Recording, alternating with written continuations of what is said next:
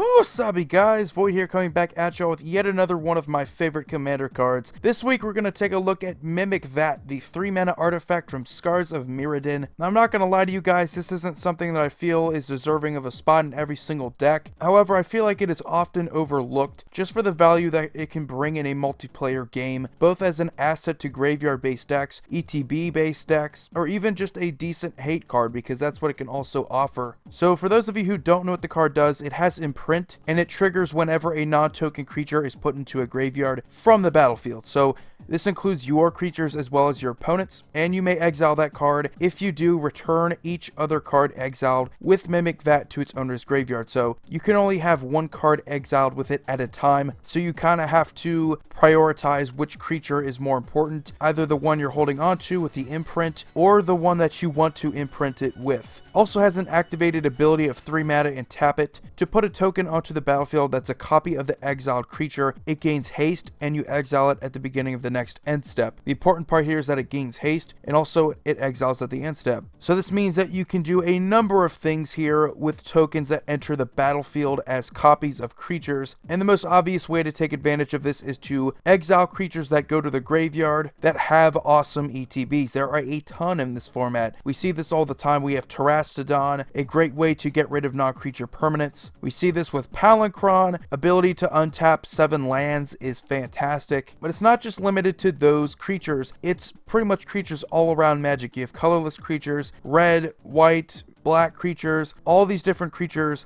that have awesome ETBs and do multiple different things. But most importantly, I like this card because it's versatile. It's not just limited to taking advantage of good creature ETBs, but it's also good at taking advantage of good creatures that you want to swing with immediately, because it also gives the creature token haste. So if you have something like Gisela, Blade of Gold Knight, any creature where you want to be able to attack with them right off the bat, you get a huge advantage there when you swing with those creatures. You can definitely use it for that reason as well. But also, and this is a very underrated aspect of the card that not many people get right away, you don't have to get rid of the creature that's exiled, that's imprinted on Mimic Vat. You can just keep it on there. Use it as sort of a safeguard, almost like a prison for one of your opponent's creatures that happens to die and go into their graveyard.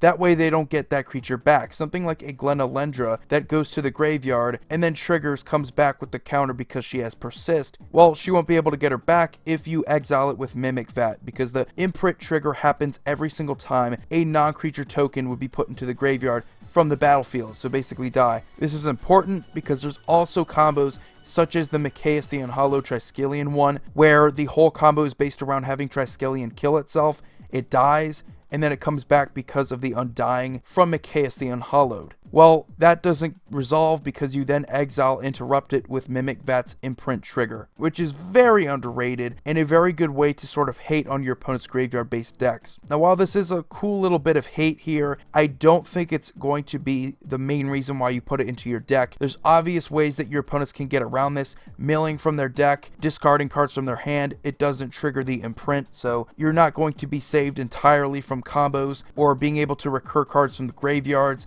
if your opponent can just mill out their library. So keep that in mind. If you do want to play this card, make sure that you take advantage of creatures, not just in your opponent's graveyards, but yours as well. If you can't synergize with your own deck, I would rather not play a card that is meant to synergize with my opponents necessarily. Now, as far as the price goes, it's actually around $3, so it has some trade value. The foil is about $7, so keep in mind, this card isn't dirt cheap compared to a lot of the other cards I recommend that are under $1. So next time you're looking through your friends' binders, it's an easy card to overlook, so you might be able to take advantage of that. Your friends might not know exactly how much it's worth. You might be able to trade it for some bulk rares, because Mimic Vat is often mistaken as a bulk rare. It has some value though. This is kind of different though. This is very different from a lot of the cards that I usually recommend, usually my favorite commander cards. I usually go for cards that are just all around powerful and are deserving of so many different commander deck spots. This card is almost a fringe card. It's sort of an acquired taste. It's not something I would recommend for everyone.